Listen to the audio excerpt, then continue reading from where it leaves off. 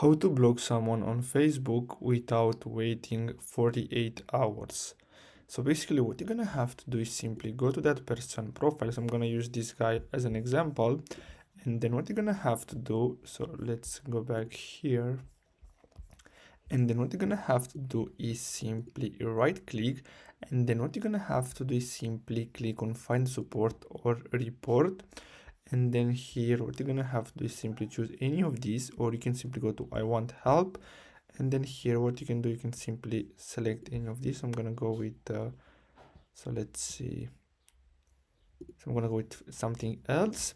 And here you're gonna have these options here. So all you have to do is simply select block and then click on block again, and basically that's all you have to do in order to block someone on Facebook without waiting 48 hours. So I really hope you found this video helpful.